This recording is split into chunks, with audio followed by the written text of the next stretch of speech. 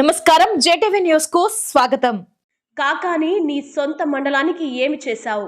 MLA Somireddy. Podalakuru మండలం డేగపూడి, దుగ్గుంట గ్రామాలలో MLA Somireddy, Chandramohan Reddy cement రోడ్లు, పంచాయతీ భవనంను ప్రారంభించారు. టీడీపీ నేతలు ఎమ్మెల్యేకు ఘన స్వాగతం పలికారు.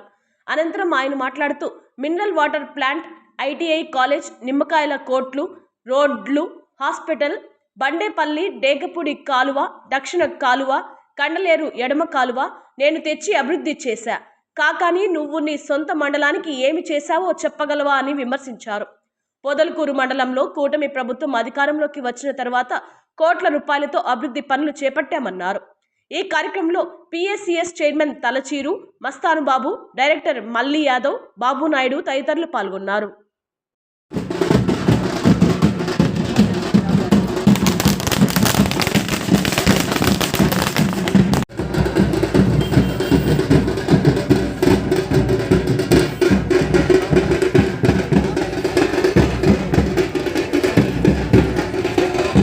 Mineral water plant, ITI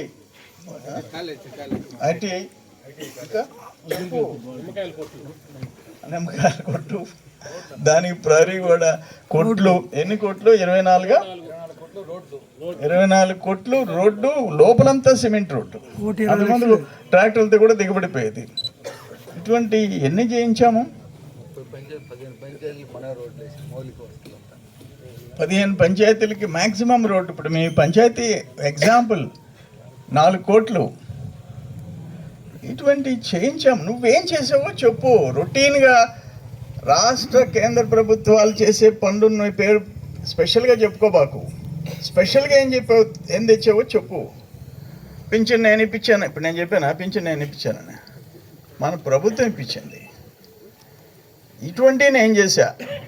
mineral water plant నేను తెచ్చా, హాస్పిటల్ నేను తెచ్చా, దక్షిణ కాలువ పట్టుబట్టి నేను చేశా, డేగపూడి బండేపల్లి కాలాలు పట్టుబట్టి నేను చేశా, కండలేరు లిఫ్ట్ ఎడం కాలువది ముఖ్యమంత్రిని తీసుకొచ్చి 63 కోట్లతో శంకుస్థాపన చేయించి నేను పూర్తి చేయించా.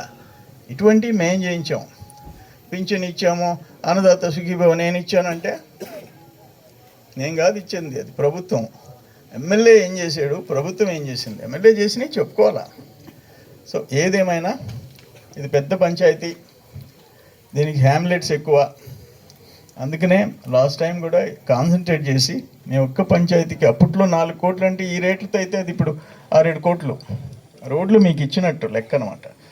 ఇప్పుడు కూడా హాస్పిటల్ పాపమది సైట్ కూడా శ్రీనివాస నాయుడు, రావళ్ళ శ్రీనివాస నాయుడు వాళ్ళ ఫాదర్ టైంలో ఇచ్చినారు పంచాయతీ ఆఫీస్కి. అది ఈరోజు పూర్తి చేసుకొని ప్రారంభం చేసుకున్నాం.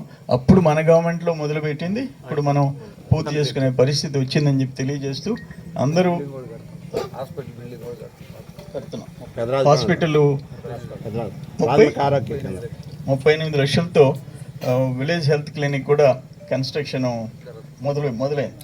అది కూడా 38 lakhs విలేజ్ హెల్త్ క్లినిక్ కూడా జరుగుతుందని చెప్పి తెలియజేసుకుంటూ ఈరోజు మీ అందరినీ చూసే అవకాశం కలిగినందుకు సంతోషంగా ఉందని తెలుస్తూ మీ అందరికీ మంచి భవిష్యత్తు బాగుండాలని కోరుకుంటూ సెలవు తీసుకున్నాను. నమస్కారం.